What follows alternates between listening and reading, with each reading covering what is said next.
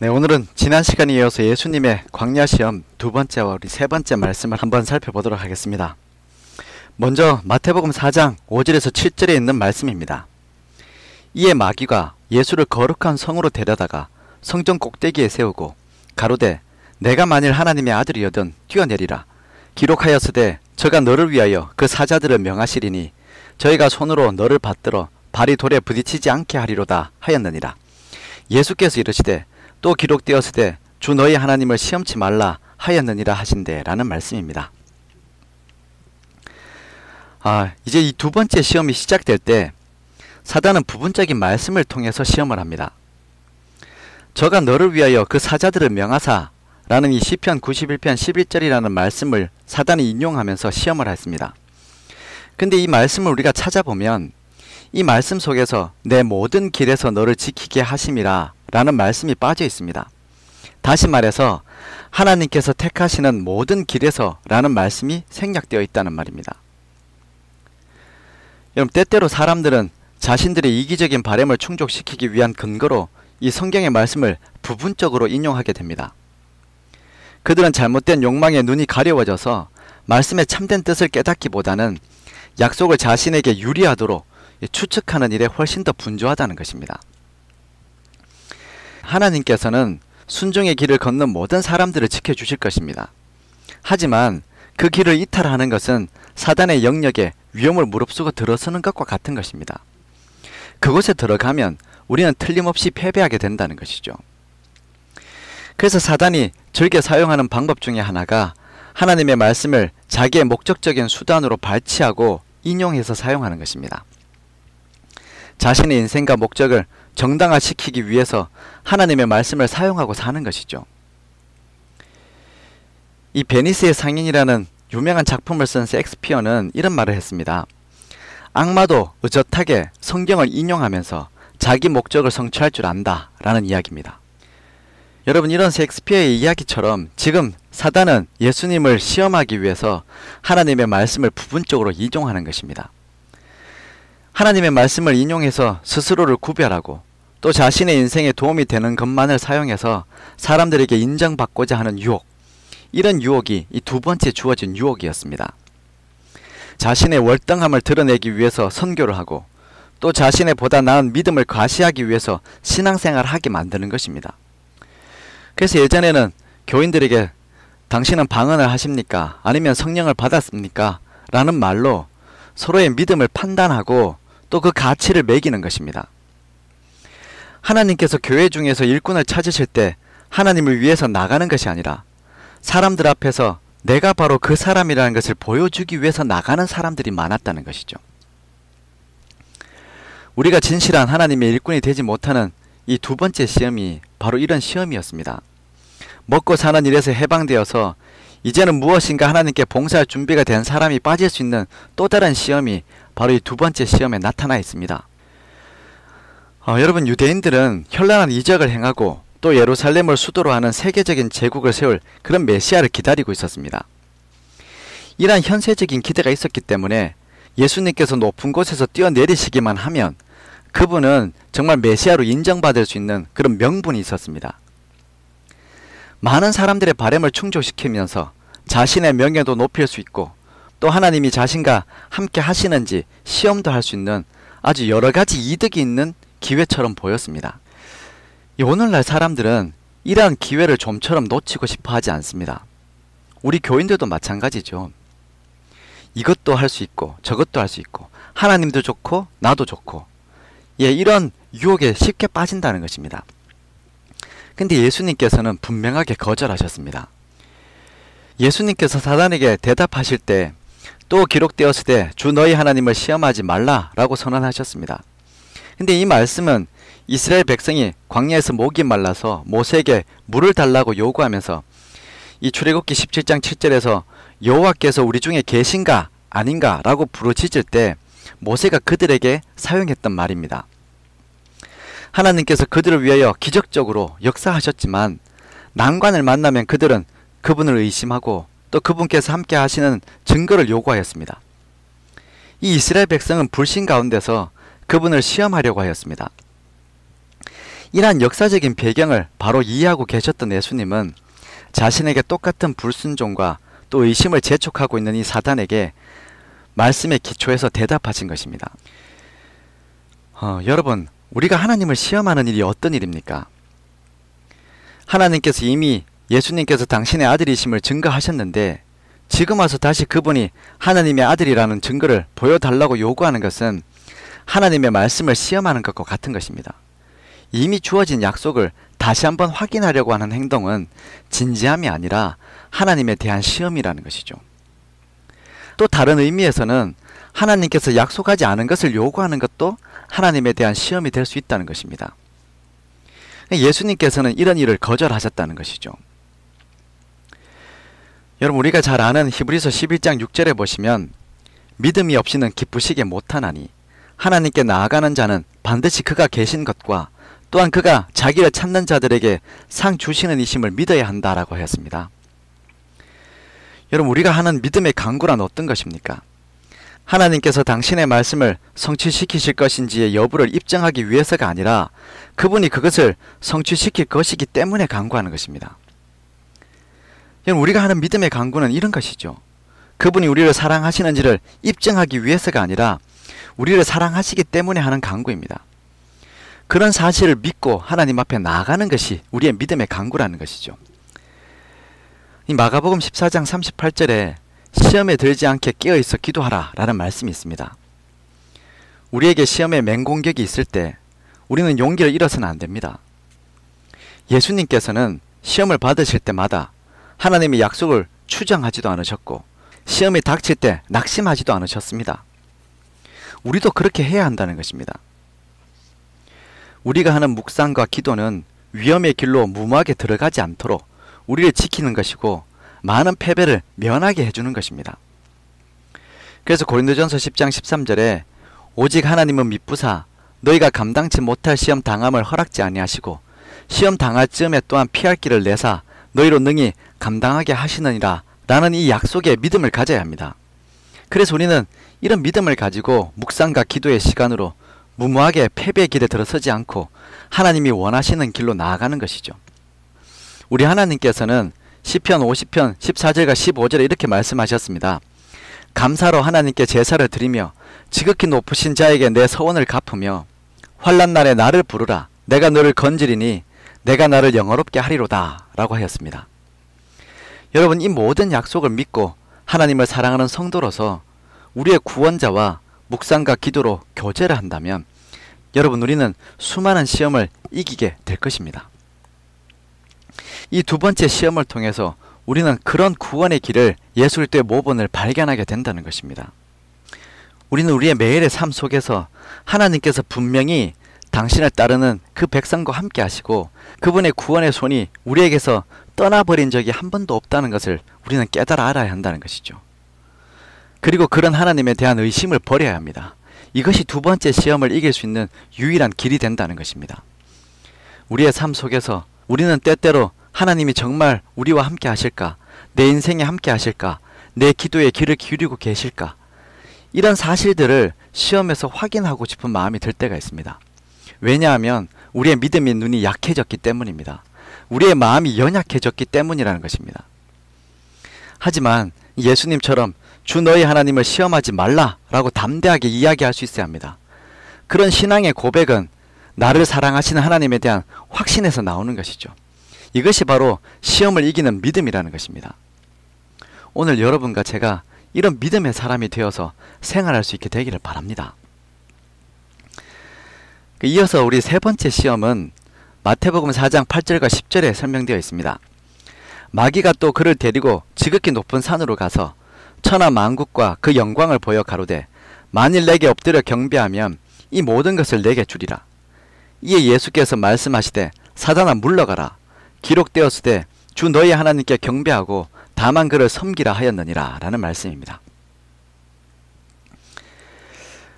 여러분, 이 세 번째 시험은 무엇에 관한 시험이었습니까? 사단은 예수님께 이제 광명한 천사의 모습을 하고 나타났습니다. 그리고 이렇게 예수님께 얘기했습니다. 누가복음 4장 6절과 7절입니다. 가로되 이 모든 권세와 그 영광을 내가 내게 주리라. 이것은 내게 넘겨준 것이므로 나의 원하는 자에게 주노라. 그러므로 내가 만일 내게 절하면 다 내 것이 되리라 라는 것이었습니다. 사단이 그리스도에게 이 세상 나라와 영광은 자신이 넘겨받은 것이므로 자신이 주고자 하는 자에게는 줄 수 있다 라고 얘기한 것입니다. 사실 이 말은 부분적으로 사실이었습니다. 이 유혹자는 그가 찬탈했던 권세를 포기하겠다라고 제안하면서 예수님에게 두려운 고난의 길을 피하고 쉽게 세상을 얻으라고 유혹한 것입니다. 이 말은 그리스도께서 이 땅에 메시아로 또 구세주로 와서 구속사업을 하시는 것은 인정을 하는데 근데 그 방법을 굳이 십자가로 갈 필요는 없다는 것입니다. 하나님이 정하신 방법보다 훨씬 더 좋은 방법이 있다는 것이죠. 그것은 자신이 이 모든 것들을 넘겨받았기 때문에 그냥 가장 쉽게 자신에게 절만 하면 이 모든 것들을 다시 내어준다는 것입니다. 이것이 십자가보다 훨씬 더 쉽고 빠른 길이라는 것이 이 세 번째 유혹에 나타나 있는 것입니다. 사단은 이 세상의 모든 것을 그리스도에게 다시 제공하는 조건으로 그저 악에 타협하라는 것입니다. 이러한 시험은 오늘날 모든 그리스도인들에게 반복적으로 주어지고 있는 시험입니다. 사탄은 예수 그리스도에게 하였던 것처럼 사람들에게 접근해서 자신의 주권을 승인하는 조건으로 이 세상을 주겠다라고 제안합니다. 그는 사람들이 성실을 희생하고 양심을 무시하며 이기심에 빠지도록 요구하고 있습니다. 그렇게만 하면 내 인생이 행복해지고 내가 모든 것을 얻을 수 있을 것이다 라고 생각하는 것이죠. 이 사탄은 그리스도를 따르는 사람들을 따라다니며 영생에 가는 것이 사실이기는 하지만 이 세상에서 성공하려면 나를 섬겨야 한다라는 것을 가르쳐 줍니다. 그리고 우리의 행복은 바로 자신의 수중에 있기 때문에 재물과 쾌락과 명예와 행복을 줄 수 있다라고 하는 것입니다. 그러므로 구원의 길을 가기 위해서는 예수 그리스도를 바라봐야 하지만 이 땅에서 일단 먹고 살고 잘 살기 위해서는 자신의 권고를 들어야 한다는 것이죠. 그래서 정직이나 자아희생 등과 같은 이 별난 사상들에게 마음을 뺏기지 말라는 것입니다. 결국 사탄은 지금 타협을 원하고 있는 것입니다. 조금만 물렀으면 쉽게 신앙의 승리를 경험할 수 있을 것 같은 유혹을 주는 것입니다. 조금만 타협하면 하나님도 좋고 나도 좋고 사람들도 다 좋은 일이 생길 것 같은 그런 유혹을 주고 있는 것입니다. 그러나 여러분, 이것이 사탄이 광야에서 예수님께 주었던 마지막 기만이었습니다. 여러분, 신앙생활에 타협함으로 이룰 수 있는 것이 무엇이 있겠습니까? 오늘 여러분과 제가 하나님을 믿는 믿음에 있어서 무엇을 타협하면 더 좋아질 수 있습니까? 이런 글이 있습니다. 사탄은 이 세상을 그의 영토로 불렀다. 여기에 그의 자리가 있고 그는 하나님의 계명을 지키지 않고 여호와가 말하노라 라고 분명히 말씀하신 것을 거역하는 사람들을 사로잡아 그에게 충성하게 한다. 그들은 원수의 깃발 아래 있다. 왜냐하면 이 세상에는 단지 두 편만 있기 때문이다. 사람이면 누구나 다 순종하는 사람들의 깃발 아래 이름이 있든지 아니면 불순종하는 사람들의 깃발 아래 그의 이름이 있든지 어느 곳이건 한 곳에 이름이 올라있다 라고 하였습니다. 여러분과 저의 이름은 어디에 있다라고 생각하십니까? 여러분, 사람들이 타협함으로 하나님의 백성이 되고 조금만 더 타협함으로 더 믿음이 좋아지고 조금만 타협함으로 내가 아끼고 소중하게 생각하는 모든 사람들을 행복하게 해줄 수 있다 라는 그 조금만으로 사단은 끝까지 인생의 연약함을 붙잡고 있다는 것입니다. 그래서 조금만 하다가 아무도 구원받지 못하게 만드는 것입니다. 이것이 이미 우리가 이 구약 성경을 공부할 때 인류가 실패했던 길이었죠. 조금만 더입니다. 그러다 보면 조금밖에 없는 우리의 인생이 사라져 버린다는 것이죠. 여러분, 우리는 지금 어느 편에 서 있는지 모를 때가 있습니다. 분명한 것은 우리가 지금 순종의 깃발 아래 서 있지 않는다면 우리는 사탄의 편에 서 있는 것이 된다는 것입니다. 비록 우리가 성경책을 들고 다니고 또 주의 이름으로 많은 일들을 한다 할지라도 순종의 깃발 밑에 있지 않으면 우리는 여전히 불순종의 깃발 아래 서 있는 사람들이라는 것입니다. 이런 예화가 있습니다. 사탄이 부하들을 모아 대회를 열었습니다. 인간을 정복하여서 지옥으로 인도하는 방법에 대해서 여러 아이디어를 수집하게 되었습니다. 여기에서 최고의 상을 받은 4가지 아이디어가 있었는데 바로 성경에 나오는 인물들의 옷으로 가장해서 접근하는 것이었습니다. 그 첫 번째는 다윗의 옷으로 가장하는 것이었습니다. 이렇게 속삭이는 것이죠. 위대한 다윗도 그랬잖아. 재미를 많이 보고 막판에 회개만 한번 해버리면 되는 거야 라는 속삭임입니다. 그리고 두 번째는 모세의 옷으로 가장하는 것입니다. 십계명은 참 좋고 말고 다 지켜야지, 탐내지 말아야지, 도둑질도 하지 말아야지, 간음하지 말아야지. 좋아, 그렇지만 때와 장소를 가려서 나에게 편리할 때만 지키자. 이런 마음을 가지게 하는 것입니다. 그리고 세 번째 아이디어는 베드로의 옷으로 가장하는 것입니다. 이 어뜸가는 제자 베드로도 겟세마네 동산에서 육신의 연약함으로 어쩔 수 없이 잠들었잖아. 그러니 사람은 어쩔 수 없는 존재니까 푹 자고 일어나서 하자. 일단 쉬고 싶을 땐 쉬고 하기 싫을 땐 하지 말자. 사람이 연약해서 그러는 것은 하나님도 이해하실 것이다 라는 것이 베드로의 옷으로 가장하는 것입니다. 그리고 네 번째 아이디어는 바울의 옷으로 가장하는 것입니다. 믿음만 있으면 다 된다. 비록 내가 생활은 이렇게 해도 믿음만큼은 변함이 없다. 누가 뭐라고 해도 내가 믿는 마음만 가지고 있으면 아무 문제 될 것이 없다. 내가 지금 무슨 행동을 하든지 믿음만 지키면 된다 라는 것입니다. 여러분, 오늘 우리는 어떤 타협의 옷을 입고 있습니까? 다윗의 옷입니까? 모세의 옷입니까? 아니면 베드로의 옷입니까? 아니면 바울의 옷입니까? 여러분, 이렇게 가장하는 옷, 비슷하지만 다른 길로는 결코 생명으로 나아갈 수 없다는 것입니다. 이 마태복음 4장 10절에서 이렇게 얘기하십니다. 이에 여호와께서 말씀하시되 사탄아 물러가라. 기록되었으되 주 너의 하나님께 경배하고 다만 그를 섬기라 하였느니라 라는 말씀입니다. 여러분, 사탄은 예수님의 명령을 거역할 능력이 없었습니다. 그는 수치와 분노로 몸부림치면서 세상의 구주 앞에서 물러갈 수밖에 없었습니다. 아담의 실패가 완전했던 것처럼 우리 주님의 승리가 완전했던 것입니다. 여러분, 이런 것처럼 우리도 예수님과 같이 시험에 대항해서 사탄을 우리에게서 떠나가게 할 수 있습니다. 예수님께서는 하나님께 순복하고 믿음으로 말미암아 승리를 거두셨는데 그분은 사도를 통해서 우리에게 이렇게 말씀하셨습니다. 야고보서 4장 7절과 8절입니다. 그런즉 너희는 하나님께 순복할지어다. 마귀를 대적하라. 그리하면 너희를 피하리라. 하나님을 가까이 하라. 그리하면 너희를 가까이 하시리라 라는 말씀입니다. 여러분, 우리는 우리 자신의 힘으로 사탄을 대항하여 자신을 구원할 수 없는 존재들입니다. 사탄은 이미 인류를 이겼기 때문이죠. 하지만 여호와의 이름은 견고한 망대와 같다고 했습니다. 그래서 의인은 그리로 달려가서 안전함을 얻을 수 있다라고 잠언 18장 10절에서 이야기하지 않았습니까? 사탄은 이 능력 있는 이름 안에서 피난처를 구하고 있는 가장 연약한 자들 앞에서도 떨며 도망하게 될 것이라고 하였습니다.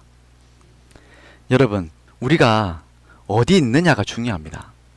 우리는 그리스도 안에 머무는 사람이 되어야 한다는 것입니다. 이것이 유일한 우리의 구원의 길입니다.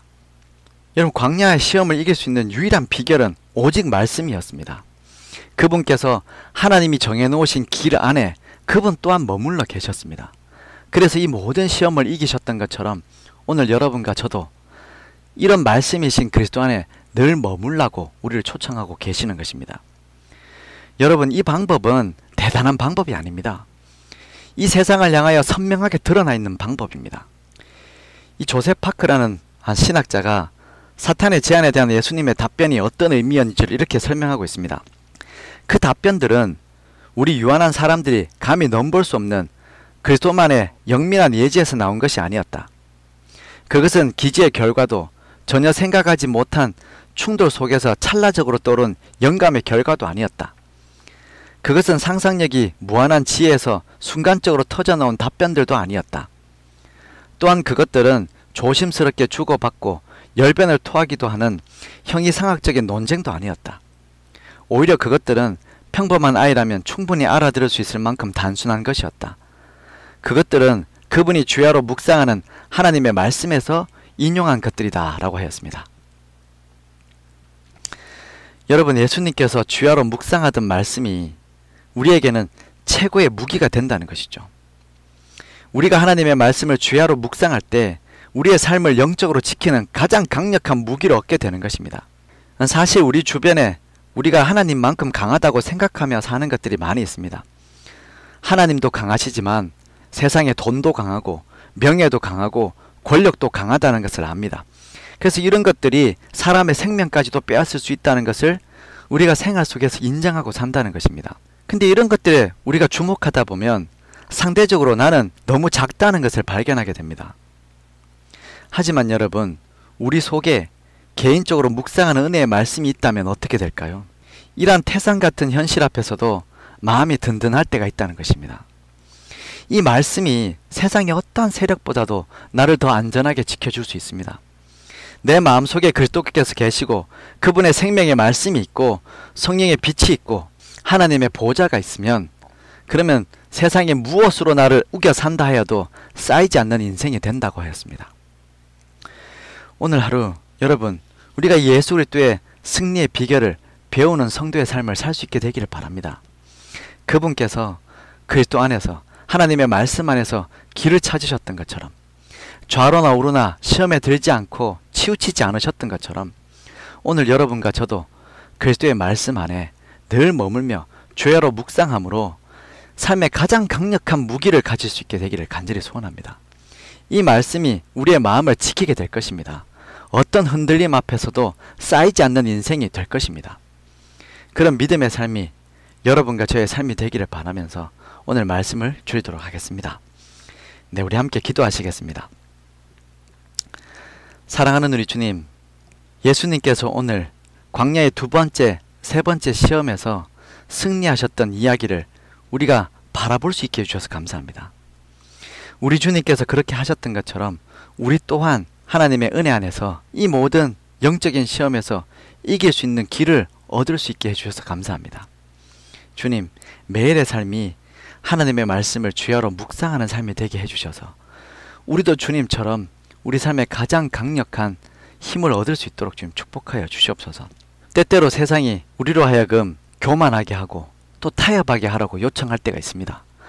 하지만 주님, 우리가 말씀 안에서 결코 이 진리를 타협하지 않는 믿음 생활을 살 수 있도록 주님 축복하여 주시옵소서. 오늘 하루도 우리의 삶이 그런 삶이 되기를 원합니다. 하나님 동행하셔서 영광 받아 주시옵기를 예수님 이름으로 간절히 기도드립니다. 아멘.